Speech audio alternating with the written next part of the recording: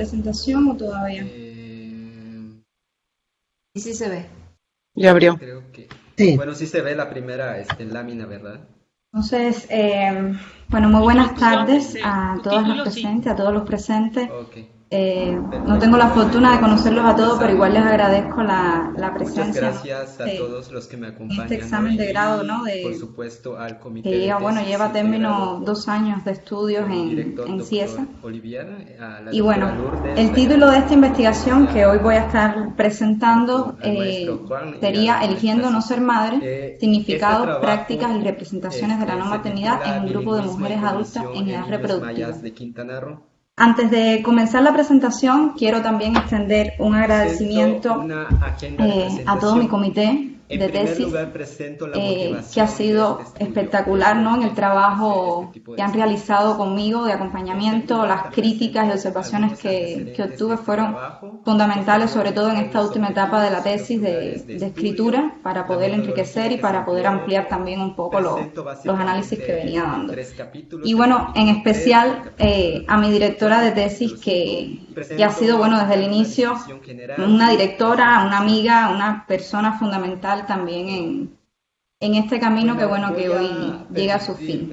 Empezar con una breve Y bueno, nada, reflexión. comenzar entonces con Hace la presentación algunos del días se trabajo. celebró el Día Internacional de las Lenguas Maternas. En varias redes sociales. A inicios de este año 2022 hubo una noticia que me impactó, ¿no? Haberla leído y que acaparó también los titulares de distintos medios de prensa. Yo no, o sea, pude leerla sobre todo en algunos grupos de Facebook que estaba siguiendo en ese momento y que, bueno, que todavía estoy siguiendo como parte de esta investigación. Y confieso que me impactó profundamente y por eso me pareció oportuno traerlo a colación en esta presentación. La noticia fue impactante no solo por lo polémico del punto que estaba tocando, sino también porque creo que nos sitúa sobre la actualidad del tema que traemos también a colación a partir de este estudio que hoy finaliza. Resulta que el Papa Francisco ofreció declaraciones en las que decía, y cito textualmente: la gente no quiere tener hijos o solamente uno y nada más. Renegar de la paternidad y la maternidad nos rebaja, nos quita humanidad. Incluso se refirió en ese momento a que las parejas preferían tener mascotas a tener hijos. O sea, fue una declaración bastante importante y ya digo que tuvo gran repercusión, sobre todo en las redes sociales y particularmente en los grupos y comunidades child free. En este sentido, las declaraciones del Papa nos devuelven a las preguntas que dieron comienzo a esta investigación, que fueron primeramente quiénes son estas mujeres que no desean tener hijos, qué las mueve a tomar esta decisión, cómo logran situar sus experiencias en una sociedad que exalta de tal manera la figura de la madre. Estas fueron algunas preguntas que inicialmente me había hecho y que, bueno, a raíz de esta noticia nuevamente creo que se colocan y alcanzan relieve y hablan pues de la actualidad del tema que hoy presento. Las implicaciones cognitivas del bilingüismo ante la tendencia al alza en los nacimientos y del número de hijos por familia era una realidad en el México de mediados del siglo pasado. De hecho, en ese entonces México se hallaba entre los países con las tasas más altas de natalidad a nivel mundial, de natalidad y de fecundidad. Pero para 1970 la propia dinámica de desarrollo económico desaceleró esa tendencia y se gestó entonces un escenario favorable para la reducción de las familias o el número de por familia, para ser más preciso. Fue allí que surgió el eslogan de la familia pequeña vive mejor, vámonos haciendo menos. O sea, son algunos de los eslogans que protagonizaron las campañas, ¿no? para la reducción para el cambio de la nueva Ley General de Población que en esos años se promulgaba. Este escenario del que hablamos fue favorecido justamente por esta nueva Ley General de Población y sentó las bases legales para la liberalización de la venta de métodos anticonceptivos. La batalla por los derechos sexuales y reproductivos que se libraba también en los 70 fue decisiva para abrir el diapasón de la identidad femenina, por siglos, como sabemos, ligada a la figura de la madre o de la maternidad. Es decir, los anticonceptivos principalmente, ¿no? de la píldora anticonceptiva, que fue uno de los más populares en este entonces, puso en manos de las mujeres la decisión de cuándo tener hijos, el número de hijos, como si igualmente decidían no tenerlos. Las circunstancias cambiaron sobre todo para las mujeres que residían en entornos urbanos con acceso a educación y una posición económica como mínimo promedio. Justamente fue entre este grupo de mujeres que se dieron las primeras discusiones en torno a la maternidad, que se la cuestionaron como destino irremediable y natural. Y aquí justamente rescato este término de postponer, que así le llamó la escritora canadiense James E. Rivers en el año 1972, uno de los textos pioneros que se escribieron sobre las mujeres que elegían no ser madres como una opción primera en su vida, y digo que fue uno de los textos pioneros porque más o menos sobre esta época fue que se comenzaron a dar los primeros estudios sobre no maternidad, aunque no con este calificativo exactamente. Estas personas no aparecieron así como por arte de magia a partir de que se liberara la venta de métodos anticonceptivos como pudiera imaginarse o pensarse. O sea, esas personas desde ese entonces estaban más que nada pensando en cuáles eran las ventajas y las desventajas de concretar ese deseo difuso que suponía el tener hijos. Más que nada lo que hacían era posponer la decisión y esperar un momento oportuno, favorable para tener hijos, y muchas veces incluso lo hacían después de haber tenido un primero o un segundo hijo. O sea que no son exactamente mujeres que elegían como tal la no maternidad, sino que la situaban como una posibilidad. O sea, son mujeres que pensaban en la maternidad como una posibilidad. Este retraso con el tiempo, explica la autora y también otros autores que continuaron, podía llegar a transformarse justamente en un no deseo. Por lo que podemos pensar de cierta manera también que esta fue la primera generación de mujeres en empezar, como decía, la no maternidad como un proyecto de vida. La elección child free, de la que hablamos en esta investigación, podemos decir entonces que se vincula a la deconstrucción de los sistemas sexo-género y a los cambios en las trayectorias reproductivas que vienen caracterizando desde hace poco más de medio siglo a las sociedades contemporáneas. Y son justamente de estas mujeres que ya toman como tal una decisión que se ocupa esta investigación, y que en México podemos decir que se destaca ya este tema, este fenómeno como una tendencia creciente y que muestra también cambios en las actitudes, en las posturas, incluso muestra también cambios en la identidad, en las identidades femeninas que giran en torno a las maternidades. El primero es el enfoque centrado en la estructura. Ahora bien, un tema que se nos dio antes de iniciar esta investigación fue justamente definir cómo íbamos a nombrar a estas mujeres. Es un debate que debo decir que aún está inacabado, es un debate que todavía permanece en pie, sobre todo porque la mayoría de los términos que se utilizan para nombrar a estas mujeres provienen del mundo de lengua inglesa. Sobre todo también porque allí fue donde primero se estudió, o sea, se ha estudiado esta tendencia. Para este trabajo yo me basé principalmente en el consenso académico que existe al respecto, y este sugiere hacer uso de la categoría no madre o no maternidad. Es el que más se utiliza. Pues no pone énfasis, así de forma general, en qué lo motiva o en qué causa esa no maternidad. Pero justamente tomé la decisión de hacer revisión de este mismo término en vista a que las mujeres con las que iba a trabajar eran mujeres que elegían, o sea, que no llegaban a la decisión de no llegaban a la no maternidad, digamos, por problemas de infertilidad o porque simplemente lo posponían, como vimos en la diapositiva anterior. También debo decir que el término child free es un término que utilizo indistintamente a lo largo de la investigación, o sea, child free y no maternidad y no madre, por el alto nivel de popularidad y de manejo, ¿no?, que tiene también en las comunidades virtuales con las que trabajé, y porque indistintamente vienen a significar lo mismo cuando añadimos al término de no, digamos que es no maternidad por elección. O sea, estamos hablando de lo mismo, y el término child free además hace énfasis, o sea, cuando pensamos en su significado en inglés, en la libertad de los miembros, ¿no?, para elegir justamente y tomar partido por esta decisión. Ahora bien, las preguntas de esta investigación que nos trazamos y que guiaron en buena medida el análisis que se llevó a cabo serían: ¿qué significados atribuyen un grupo de mujeres adultas en edad reproductiva a sus experiencias de no maternidad voluntarias? Que también podemos decir, como le decía, por elección, por decisión y demás. Y la segunda pregunta, que de cierta forma, complementa un poco en la respuesta a la anterior, sería: ¿qué rol desempeñan las comunidades virtuales child free en la significación de tales experiencias? En los objetivos no me voy a detener demasiado en vista, ¿no?, a ahorrar un poco en tiempo y dedicarle más a otros aspectos de la presentación. Solamente mencionar que como objetivos generales nos trazamos, ¿no?, analizar las representaciones sociales y los significados asociados a un proyecto de vida sin hijos en un grupo de mujeres adultas en edad reproductiva que eligieron no ser madres. Y en un segundo lugar, explicar cómo las redes sociales afectan sus experiencias de no maternidad. Que se conoce como el estado de activación. Ahora, para esta investigación trabajamos distintas perspectivas y teorías, sentido general, ¿no?, que nos permitieron situar y abordar nuestro objeto de estudio. Nos centramos, por ejemplo, en una perspectiva crítica de género que nos permitió comprender el escenario en el que estas mujeres vivían y con el que les tocaba lidiar. No voy a ampliar mucho al respecto en ninguna de ellas para igual poder avanzar en otros aspectos. Pero bueno, asimismo quería mencionar que nos apoyamos en nociones, por ejemplo, como la de Becker y Luckman, para pensar sus experiencias como realidades socialmente construidas sin caer en una visión que fuera excesivamente idealista, en la que significados y representaciones pudiera pensarse que tienen un valor predominante frente a una realidad objetiva. También manejamos conceptos como el de identidad, hábitos y socialización y privilegiamos ya, como más dentro del análisis de la información, pues la perspectiva ética. Bueno, comentar, antes de salirme de esta diapositiva, que consideramos fundamental la teoría de la modernidad tardía. Creo que esto es algo que yo realmente no había visto trabajado en otras investigaciones, pero lecturas que había realizado, que traía de antemano, pues me mostraron que esta podía ser una de las posibles vamos a decir, campo teórico que me podría ayudar a explicar los significados de las elecciones que estaban haciendo estas mujeres.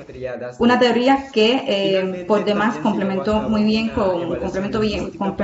los postulados de Yuval Noah Harari sobre lo que él denomina el consumismo romántico, que viene siendo algo así como un paradigma de las sociedades modernas. Y finalmente también se llevó a cabo en este Bueno, ¿cómo pensamos esta investigación?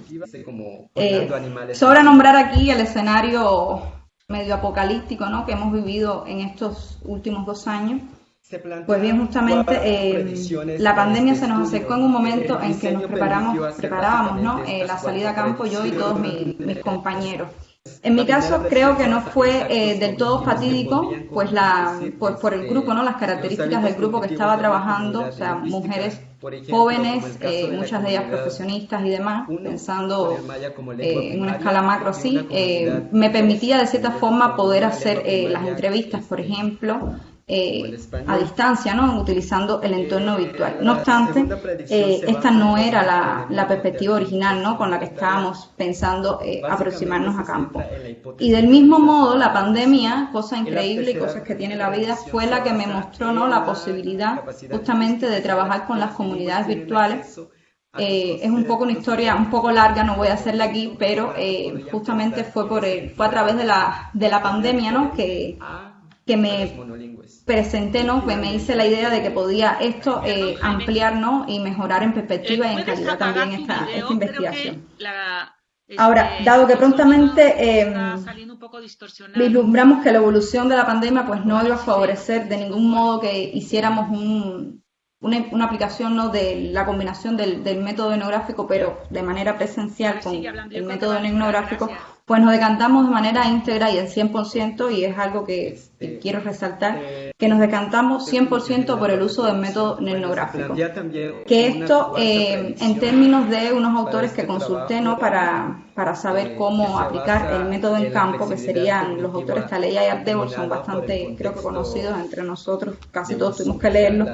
Este es concebido como un método que permite considerar el Internet como una herramienta de investigación para aplicar determinadas técnicas en formato digital. Y bueno, nada, las principales técnicas ahí están dichas. Fue un cuestionario, o sea, una encuesta que aplicamos online, cuya aplicación no me detengo en ello en la presentación, solamente respondió pues a preparar la guía de preguntas de las entrevistas que iba a realizar y un poco también como a situarnos, ¿no?, sobre cuáles eran las características de la población de estudio con la que estábamos pensando trabajar. También realizamos entrevistas a profundidad, de las que quiero resaltar algo, y es que estas entrevistas me permitieron justamente crear las historias de vida, o recrear las historias de vida a partir de los testimonios de las mujeres que entrevistamos, y que bueno, una disculpa porque realmente esto hizo muy larga la investigación, pero considero que fue fundamental también para, pues para responder también a las preguntas del estudio que nos estábamos planteando. Y luego, por último, pues tenemos la observación no participante que realizamos en una comunidad en Facebook por alrededor de un año. No me he apartado de la comunidad, pero sí hice por cuestiones igual, razones metodológicas, pues un corte en la información porque sería pues no terminar nunca, ¿no? En este sentido. Y bueno, la unidad de observación número 1 de la que estaba hablando, que justamente fueron a las que aplicamos el método de la entrevista, fue una unidad conformada por 8 mujeres, mujeres jóvenes, todas ellas en edad reproductiva, como indico en el título de esta investigación. Ninguna de ellas se conocía, debo decir, yo tampoco las conocía, o sea, las conocí todas a través de comunidades virtuales a las que me vinculé. Eran mujeres que además todas habían resuelto alguna carrera universitaria, o sea, habían llevado a término alguna carrera universitaria, todas eran trabajadoras. Son mujeres además jóvenes en su mayoría, obviamente habían optado ¿no? por la no maternidad como proyecto de vida, aunque esto no representara en todos los casos, pues una elección, vamos a decir que del todo firme, que de hecho más adelante estaremos comentando sobre ese tema, creo que en las conclusiones. Esto hizo como que situarme desde un inicio al momento de describir la unidad de observación, pensar que la no maternidad, y justamente por ahí el título de la tesis, de eligiendo, o sea, es una decisión que no se termina nunca de tomar, y esto es algo que me mostró, ¿no? En el momento en que tuve los primeros encuentros con estas muchachas. Bueno, la unidad de observación número 2, de alguna forma, como vengo diciendo, se puede pensar como integrada a la primera unidad, ¿no? Que estábamos hablando. ¿Por qué? Porque muchas de estas muchachas las conocí justamente en este grupo que ahora nombro, que fue Child Free México.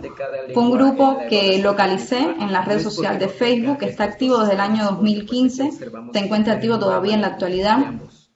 Como les decía, tuve que realizar un corte en la información en agosto del año 2021, o sea, del pasado año, aunque me he mantenido haciendo todavía ahora mismo no, pero estuve haciendo revisiones justo hasta entrado este año, un poco para mantenerme actualizada sobre cuáles eran las actividades y las características, ¿no? de la actividad del grupo, si había crecido, había disminuido el número de miembros, en fin, etcétera.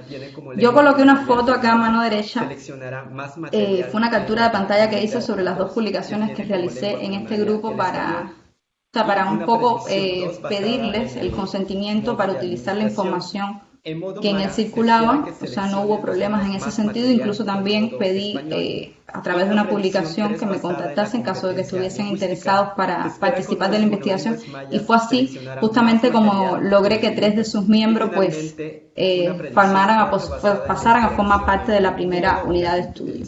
Por eso es que, aunque presentamos por razones igual metodológicas a lo largo del trabajo, presentamos como en 2 capítulos analíticos el análisis que realizamos de los testimonios separados de la comunidad, no quiere decir esto que estén del todo desvinculados. Y bueno, muy a grandes rasgos paso revista a lo que fue el trabajo de campo que se desarrolló entre septiembre y diciembre del año 2020. Comenzamos haciendo pues la apertura de un grupo en WhatsApp para mantenernos por ahí pues comunicados de primera mano, ya habiendo tenido la experiencia que por correo no era la mejor manera de lograr una respuesta rápida por parte de las testimoniantes. Y bueno, este grupo de WhatsApp se mantuvo abierto, todavía lo tengo abierto con estas muchachas, pues incluso después que terminamos las entrevistas, por ahí mantuvimos comunicación. La encuesta que aplicamos, como decía, en línea, se aplicó, o sea, se distribuyó lo mismo en este grupo de WhatsApp que había creado, la distribuí también por correo a estas mismas miembros. Algunas prefirieron hacer la respuesta por correo y otras lo respondieron entonces en línea. Fue divulgado en este grupo de Child Free México y en otro grupo que fue descartado, que se llamaba Mujeres y Construcción de la No Maternidad. Luego la encuesta, una vez que salió en línea, tabulamos esos resultados. Hicimos llegar también a los participantes pues una carta de consentimiento informado para que aceptaran formar parte de este estudio. Muchas de ellas incluso Los nombres que leyeron en las diapositivas anteriores fueron seudónimos que ellas eligieron, o sea, no todas aparecen con el nombre real. Y a partir de finales del mes de octubre, si no me falla la memoria, el 21 de octubre comenzamos con las entrevistas individuales a profundidad. Con cada una de ellas tuvimos entre 4 o 5 encuentros, fue bastante tardado a veces completar una entrevista. Y ahora mismo no tengo el número, pero recuerdo que fueron alrededor de 30 y tantos, 20 y tantos encuentros, o sea que fue un caudal de información muy gigantesco el que se recuperó de todo este periodo de campo que se extendió hasta finales del mes de diciembre. Y bueno, sobra decir que durante todo este periodo también se hizo observación y registro de información de las comunidades virtuales, o sea, guardaba las publicaciones, hacía registro también de los comentarios que salían de estas propias publicaciones y demás. Si observamos el patrón de respuestas, notamos que ahora bien, a partir de esta diapositiva estaremos más que nada centrándonos en lo que fueron los principales hallazgos investigativos, siguiendo la estructura de la tesis. En ese sentido, para quienes no la han leído, o sea, no han tenido la oportunidad de leerla, de paso ya les recomiendo que se la pueden leer. Los resultados fueron principalmente analizados en 2 capítulos, uno de ellos dedicado al trabajo que realizamos con la comunidad virtual Child Free México, que les comentaba antes, y otro en el cual sistematizamos las entrevistas que realizamos al grupo de 8 mujeres que ya presentamos. Ahora bien, como vemos aquí en la gráfica, Child Free México es una comunidad que mostró desde nuestra integración un crecimiento constante, aunque no tan numéricamente elevado. Ahí más o menos presento en la gráfica desde agosto de 2020 a agosto de 2021, o sea, en el lapso de un año, más o menos cómo se comportó la estadística. La composición pues resultó extremadamente diversa, o sea, en el grupo encontramos lo mismo hombres que mujeres, aunque estas fueron mayoría, vale resaltar. Encontramos personas de distinta orientación sexual, personas de casi todas las edades, aunque principalmente la mayoría de los que intervienen son personas jóvenes, o sea, personas entre los 20 y los 40 años de edad más o menos. Me llamó mucho la atención que a pesar de que el título, no sea el nombre de este grupo es Child Free México, tenían abierta la posibilidad de recibir extranjeros, por suerte, porque así fue que pude entrar también, ¿no? Aunque por lo que pudimos revisar también es una ínfima minoría. Esta comunidad tiene también gente de estados de todos, o sea, de los estados de todas las repúblicas, y uno, por supuesto, unos más representados que otros. Pero bueno, ahí están. Lo otro significativo en relación a su composición es la clase social.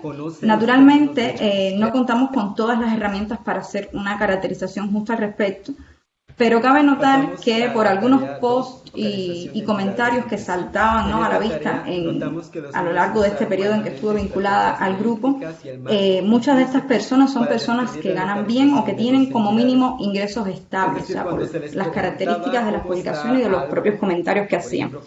Con respecto a las reglas de grupo, pues no me da mucho margen para hacer mención de ellas, pues son muchísimas. Solo quiero hacer un comentario al respecto. Y es que después de casi 2 años de pertenencia a esta comunidad, he llegado a la conclusión de que las reglas implican en muchos casos, por ejemplo, la prohibición de un lenguaje violento o lesivo a las infancias y las maternidades, pues no son más, o sea, son más que nada expectativas que se trazan de la conducta grupal. O sea, esto quiere decir que aunque se prescribe que esto sea lo que aliente la dinámica de la comunidad, muchas veces no pasa de ahí, o sea, queda en letra muerta, dando margen, como es lógico, pues a fomentar una imagen contradictoria de la comunidad en cuestión, porque a fin de cuentas no son todos los que violan o transgreden estas reglas. Por último, esta comunidad pensábamos al inicio que se hallaba siendo administrada por varias personas y que de manera, casi unívoca todos sus miembros se identificaban con los contenidos de discursos que en ella circulaban. Si no, pues yo me hacía la pregunta, ¿para qué ser parte de ella, no? Pues la realidad es que durante las entrevistas, sobre todo con los miembros de este grupo, pues eso me hizo pensar en que no era así de tajante, o sea, me mostró otras aristas en esta conclusión, vamos a decir, precipitada, ¿no?, que había, esta observación precipitada que había hecho del grupo. En primer lugar, la administración, quería comentar, cae en manos de una única persona, a pesar de que hay 3 perfiles creados que indican que está siendo administrado por 3 personas. Y esto dificulta gravemente la revisión de cada publicación y cada contenido que aparece, y por supuesto es uno de los elementos que anoto que coadyuva al quebranto regular de las reglas del grupo. Por otro lado, pude notar también que era una porción ínfima del grupo quienes llevaban la voz cantante de cuanto se publicaba. Muy pocas veces se leían publicaciones de personas nuevas y es algo que resalto. Esta tendencia a la desigualdad en la participación es algo que comento, ¿no?, en la tesis, en el análisis en la tesis, y es algo típico por lo que pude ver en la mayoría de los grupos, no solo en los grupos de Facebook, sino en el resto de otras comunidades que se presentan, por ejemplo, en blogs y demás. O sea, hay mucha teoría escrita al respecto. En este caso, esta desigualdad implicó reconocer la existencia de 2 roles principales. Uno que se basaba en un etos participativo que serían pues los llamados líderes o participantes activos, por llamarlo de alguna forma, y otro basado en un etos representativo que serían pues los miembros que integraban la comunidad, pero que la mayor parte del tiempo fungían como receptores de los contenidos. Estos, al no refrendar o cuestionar o siquiera reaccionar a cada cosa que se divulgaba, que tampoco es que lo tuviesen que hacer con todas, pero bueno, la mayor parte del tiempo no había comentarios de la mayoría del grupo, fue difícil entonces que nos pudiéramos cerciorar de en qué medida todos sus miembros se identificaban con los discursos que imperaban y que más circulaban y se volvían además hegemónicos en esta comunidad. Las entrevistas que realizamos, yo decía antes que me dieron algunas pistas, ¿no?, para ver qué tanto no se identificaban, pero igual, dado que la muestra fue pequeña, igual es un tema que pudiera profundizarse con otras investigaciones. Ahora, la comunidad Child Free, como su nombre indica, opera como un espacio desde el cual se crean vínculos entre personas de distinto sexo que no desean pues ni ser padres ni ser madres, y que permite descargar también el peso, ¿no?, de las frustraciones o de las experiencias diarias de muchos de sus miembros. Aunque la mayoría de las interacciones del grupo transcurren en un entorno que es completamente virtual y muchos ni tan siquiera se conocen fuera de la red, fue algo que también salió en las entrevistas, pudimos comprobar que algunas veces sí se coordinan encuentros fuera de la comunidad, o sea, encuentros personales face to face, y que las relaciones obviamente en este caso pues estarían rebasando el contexto de la pantalla y el del usuario, ¿no?, frente a ella. Y esto fue muy interesante. El hallazgo además tuvo una importancia, considero, ¿no?, que extraordinaria para el estudio, pues nos permitió de cierta forma anticipar que estas comunidades eran más que simples grupos de desahogo, como a veces se piensa, o grupos donde lo único que se hace es compartir memes o se enfatizan pues algunos temas de interés para las no madres. Ahora bien, Child Free México constituye un espacio desde el cual se generan diversos discursos en torno a la noción de cómo ser un verdadero Child Free. Este aspecto, aunque lo estamos presentando así en un tono pues un tanto infantil, tiene la virtud de que podamos comprender que la identidad Child Free es un elemento rastreable a través de los contenidos de este grupo. En primer lugar, situamos que la identidad Child Free se conjuga indeleblemente a la planificación de un método anticoncepción. Puede ser temporal, puede ser permanente. Siguiendo los datos que me proporcionaron las entrevistadas y también los contenidos de este grupo, los que más pude registrar, la anticoncepción permanente pues vino a resultar el non plus ultra, ¿no?, de la realización Child Free, o al menos así es como lo interpreto. O sea, es el momento culmen de esa decisión, y esto es algo que es muy notable, ¿no?, en las publicaciones del grupo y que llama además muchísimo la atención. O sea, quedó claro que para los Child Free afiliados a este tipo de colectivos existía un interés mayúsculo, y así lo concluyo también, por desvincular el sexo de la reproducción. Máxime, en este caso, ¿no?, cuando el aseguramiento de que así sea, o sea, el que puedan desvincularlo justamente, lo pueden hacer solamente mediante la práctica quirúrgica, o sea, principalmente sobre la práctica quirúrgica.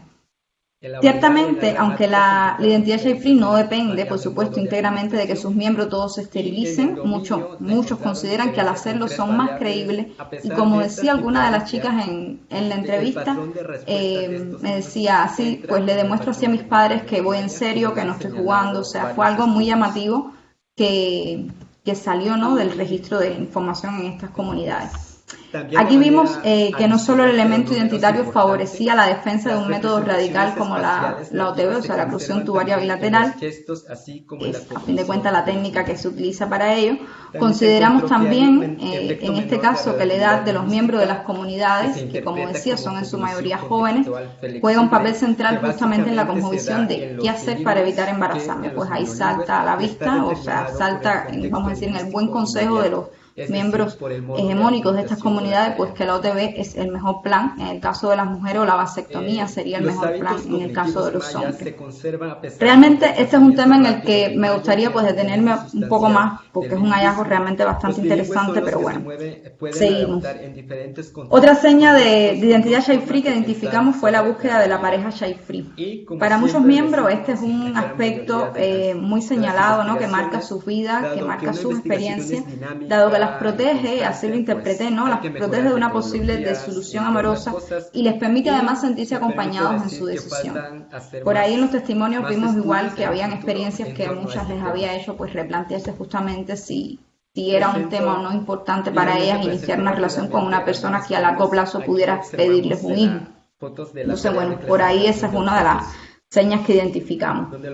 Y bueno, por último, señalar que en la comunidad de estudio la buena vida fue presentada como un elemento destacable de la vida Child-Free.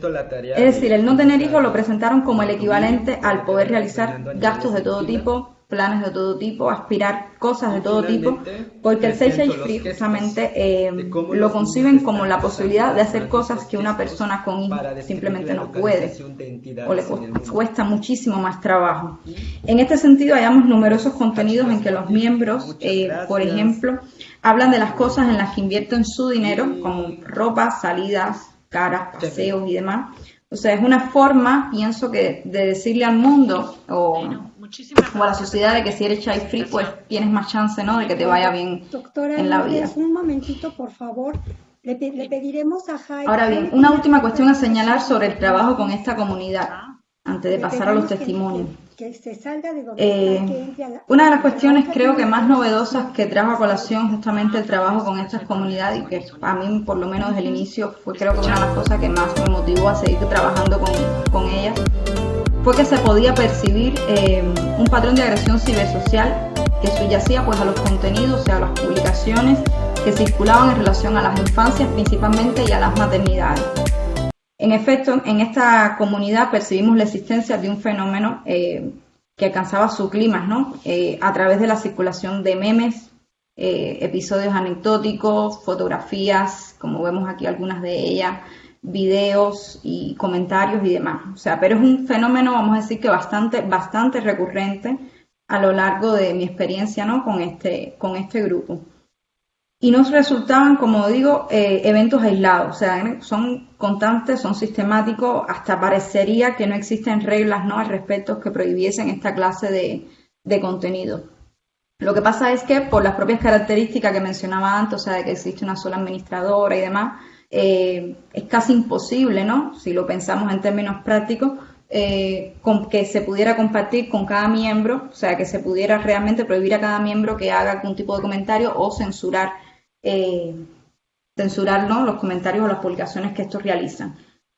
La pregunta acerca de si esta es o no una seña identitaria de la comunidad pues lleva a que realicemos una reflexión más matizada, pero cabe apuntar que así como no todos los miembros participan de los contenidos de la comunidad, todos aceptan de alguna forma pues el permanecer en ella aún con estos contenidos ahí circulando, por lo que pudiera pensarse que de cierta forma sí aprenden o consienten esta clase de publicaciones.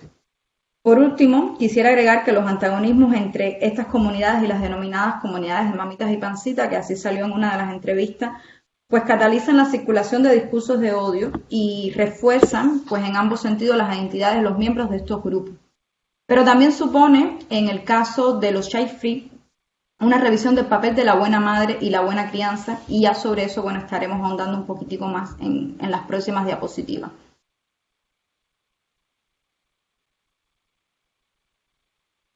Ahora bien, ahora daremos paso a otra sesión de la presentación, pero no tardarme demasiado, porque esta es una sesión bastante rica, creo, sí, ¿no?, porque es la parte de los testimonios.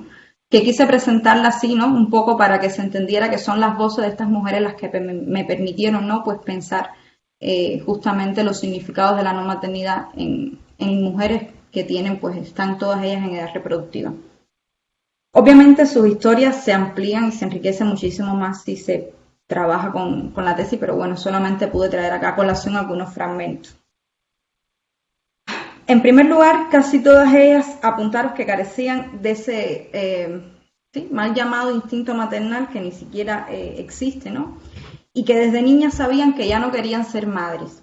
Me llamó la atención que fuera este un hilo discursivo en su narrativa. Y aunque carecemos de datos suficientes para dar una explicación a tal cuestión, soy del criterio de que se establece como una especie de emulación al discurso de que la maternidad es un evento soñado por casi todas las mujeres desde la infancia. Por lo tanto, decir que ellas no quieren ser madre igual desde la infancia, de cierta forma legitima también sus decisiones, diciendo que no se han colocado como caprichos de última hora. Este tipo de experiencia temprana de no maternidad me pareció además un elemento muy sugerente dentro de sus historias, pues las hizo pensarse como mujeres que desde muy jóvenes sienten la necesidad o el impulso de no ser igual que el resto. O sea, de rebelarse ante las imposiciones, aunque la transgresión no sea un concepto, o sea, transgresión del mandato de género no sea un concepto que manejen, o sea, que pudiesen haber manejado tan jóvenes. Vimos que tampoco estas mujeres se construían como víctimas de sus propias historias, pese a que algunas de ellas habían sido atravesados por escenarios de violencia, lo cual es innegable. Y este es un hallazgo, digo, que rompe con el estereotipo probablemente más habitual de que las mujeres que eligen no ser madres son mujeres traumadas, que tuvieron problemas en la infancia, que tuvieron modelos de familia pues insatisfechos, fallidos y demás, sino que por el contrario, casi todas ellas consideraron la no maternidad como un signo de distinción social que hablaba de su responsabilidad, de la disciplina, quizás incluso de la madurez que las hacía, ¿no? Pues justamente elegir este camino. Llama la atención en este caso que en los casos donde se describieron como entornos de violencia, como fue el caso de Judith, que es la última que tenemos acá en la fotografía, la decisión de no ser madre para nada se percibía como una respuesta o en correspondencia a tales escenarios. Es decir, que este fue para mí un hallazgo, digo, que bastante importante de la investigación. Un poco, para no seguirme demorando, creo que estoy casi en el tiempo, bueno, un poco ya adelantamos que para muchas de estas mujeres la no maternidad significaba justamente un signo de distinción en la misma medida en que esta experiencia nacía de una decisión meditada, sentida, querida por todas ellas. Percibirse como lectoras libres añadía, digo, un valor inconmensurable a la decisión de no tener hijos y por ende a sus respectivas experiencias de no maternidad.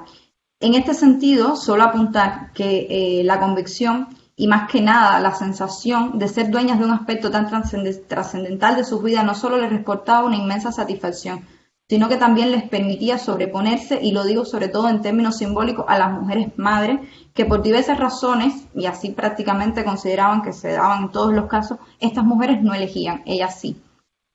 Recuerdo mucho aquí, por ejemplo, uno de los testimonios en que una de estas mujeres me decía que al elegir no ser madre, pues estaba como disfrutando de una especie de privilegio, ¿no? Pues para muchas ni siquiera pasaba por, o sea, para muchas de estas mujeres ni siquiera la decisión pasaba pues por un ejercicio introspectivo, a diferencia de las mujeres que como ellas sí elegían.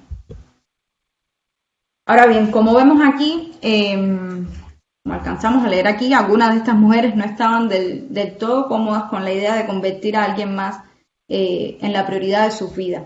Una de las ideas que con mayor fuerza justamente circulaban en sus historias era justamente cómo se estaban percibiendo, hipotéticamente hablando, por supuesto, cómo se estaban percibiendo ellas si hubiesen sido o hubiesen elegido ser madre. La no maternidad desde esta perspectiva o desde este punto de vista es al tiempo que un ser para sí, de ahí el título de esta diapositiva, era también una forma, o así lo pensaban ellas, era también una forma de pensarse si se fuera para otros. Ahora, ¿con qué no quieren lidiar estas mujeres? O sea, ¿qué les preocupa? No tener las herramientas para criar un hijo, no tener los recursos. Pues les preocupa justamente mirarse en el espejo de las mamás luchonas, que habíamos visto, había sido uno de los conceptos que más circulaban en las comunidades child free.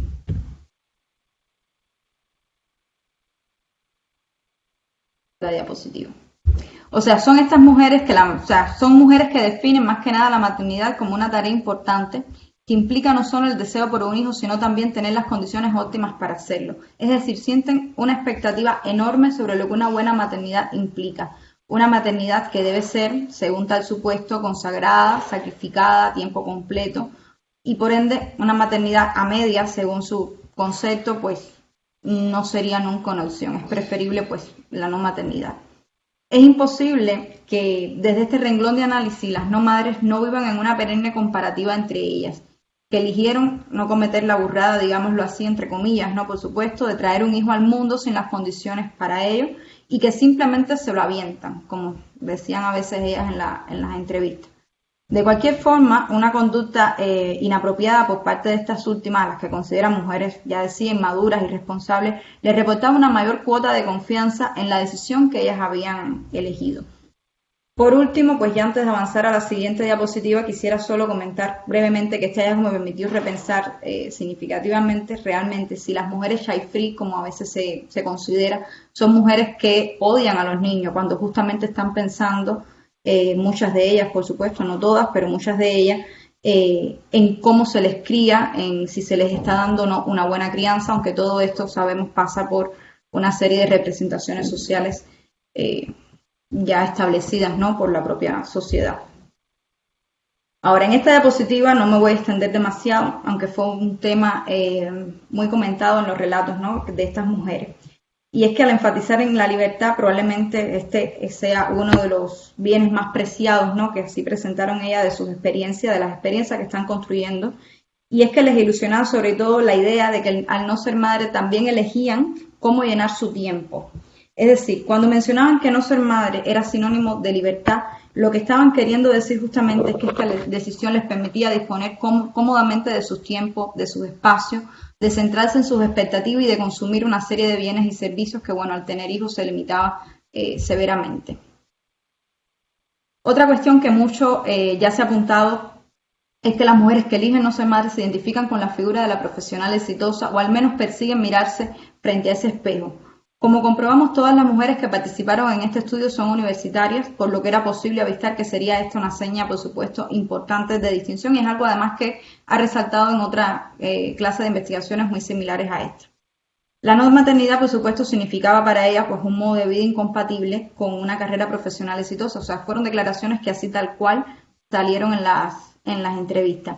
Sin embargo, me llamó mucho la atención algo que salió en la entrevista de Gisela, que aquí no está no está el comentario de ella, pero me llamó mucho la atención que a veces se piensa, ¿no?, que la no maternidad siempre va a representar, o al menos se cree así incluso desde tercero, siempre va a representar una ventaja en términos profesionales, pues no se tiene el compromiso de los hijos y demás.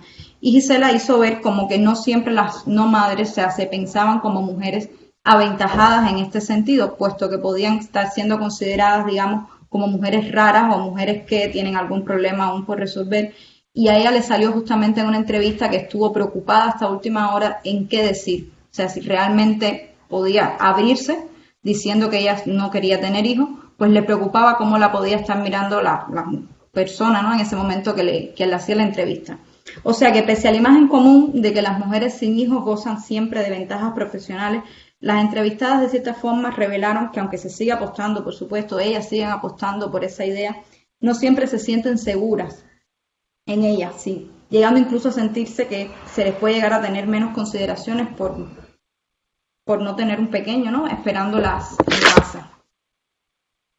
Bueno, ya estamos llegando al final. Entonces, como mismo estas mujeres equipararon sus experiencias a la posibilidad de tener una carrera profesional brillante, esta implicaba un rechazo absoluto por lo que la vida doméstica representaba. O sea, siguiendo su narrativa, la vida doméstica implicaba ataduras, un destino triste, un freno de intereses de todo tipo y, por supuesto, la protagonista de este escenario de vulnerabilidad vino a ser la figura justamente de la madre, pero no solo de la madre ama de casa. Y esto es algo que resalto que para mí fue muy distintivo del escenario mexicano. A mí me llamaba mucho la atención porque hacían este ligue, ¿no?, entre la maternidad y la vida doméstica, porque es algo que en el cubano al menos no me lo había yo planteado así. O sea, una mujer que tiene hijos no es necesariamente una ama de casa, pero en el imaginario mexicano esta es una figura que pesa mucho en ese sentido. Entonces nada, por ahí fue un hallazgo también interesante. En este punto, bueno, rápido me voy a detener solamente en una de las hipótesis más fuertes con las que cargaba antes de iniciar mis labores de campo, y es que yo consideraba, ¿no?, erróneamente obviamente, que mínimo estas mujeres todas estaban familiarizadas con el feminismo. De hecho, confieso que llegué a pensar que la mayoría desde ahí se construirían, se postularían y me narrarían sus respectivas experiencias. Pues para mi sorpresa, la idea del feminismo, pues para muchas no pasaba de estar como ahí en una especie de nebulosa, por lo que tampoco me fue posible construir la idea de que la experiencia de no ser madre era correlativa a esta corriente de pensamiento. O sea, si bien muchas eran conscientes de que esta había brindado el contexto necesario para que sus decisiones pudieran ser hoy día, sino más bien acogidas, al menos toleradas, esto no significó que la asumieran como identidad o mucho menos como razón de peso en la significación de sus experiencias.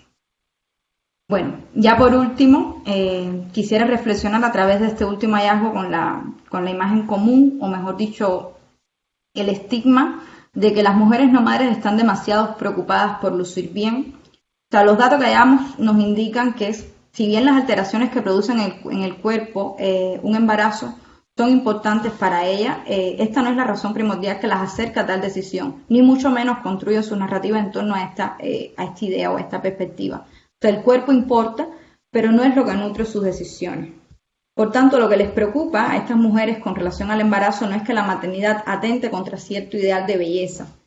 Más bien de lo que tratan es de evitarse pues los dolores, la fatiga, los traumas corporales o los desvelos, ¿no?, que el proceso en sí implica. O sea, si recordamos también aquí los hallazgos realizados en Chai-Free, México, acerca de cómo muchas de estas mujeres deseaban ser intervenidas quirúrgicamente, pues diríamos, como se explica entonces, que muchas de ellas estén dispuestas a someterse a un proceso quirúrgico para dejar de ser fértiles y no estén dispuestas pues a atravesar por un embarazo. O sea, en primer lugar, a diferencia del embarazo, la intervención quirúrgica pues es un proceso mínimo y rápido, sobre todo en el caso de los hombres, no tanto en el caso de las mujeres, pero por supuesto que en comparación con el embarazo, por no mencionar el parto y luego la recuperación postparto, pues obviamente sabemos quién sale ahí vencedor.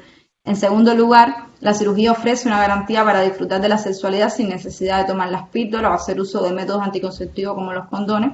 Y en tercer lugar, bueno, la esterilización no solo representa una seguridad definitiva de que no va a haber hijos de ninguna forma, sino también garantiza a niveles emocionales pues también la tranquilidad para estas mujeres de que no aparezcan parejas donde a largo plazo le vayan a pedir pues tener hijos. Y también es una forma de decirle a su familia, decirle a la sociedad pues que la decisión que han tomado es una decisión firme e irreversible. Y bueno, nada, llegamos finalmente a las conclusiones y no sé si me haya pasado el tiempo, voy a hacer una lectura rápida de las conclusiones.